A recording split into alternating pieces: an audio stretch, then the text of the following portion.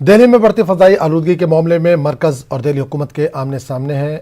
इसी बीच दिल्ली के वजीर गोपाल राय ने शुमाल दिल्ली एमसीडी पर 1 करोड़ का जुर्माना आयद किया है। इसी पर शुमाली दिल्ली एमसीडी के मेयर जयप्रकाश ने न्यूज़ 18 से खास बातचीत की।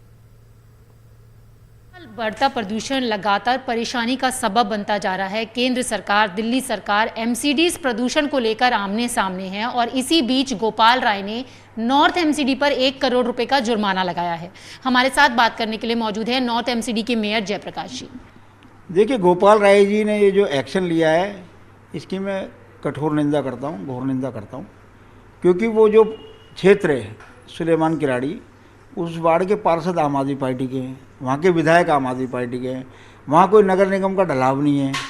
इसका अर्थ है कि आम आदमी पार्टी ने अपने कार्यकर्ताओं से कूड़ा इकट्ठा करवाया, उसमें आग लगवाई, गोपाल राय जी को बुलवाया, जल बोर्ड से पानी छिड़कवाया और एमसीडी को चालान भिजवाया। ये कौन सी राजनीति हो रही है? बिल्कुल दिल्ली सरकार को बताने के लिए कुछ नहीं है।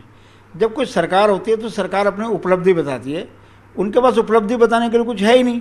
तो कभी वो भरसवा लैंडफिल जाते हैं, कभी वो किसी ऐसे क्षेत्र में जाते हैं जहाँ उनके कार्यकर्ता आग लगाते हैं, फिर वो मीडिया माइलेज लेने के लिए चालान काटते हैं। लगता है कि अगर सब मिलकर काम करें, एक टीम की तरह काम करें तो ये पोल्यूशन कम हो सकता है। बिल्कुल, जैसे दिल्ली में कोरोना जब बढ़ा तो हमारे माननीय गृह मंत्री जी ने सबको साथ बैठाया, सबको योजना बना के दी।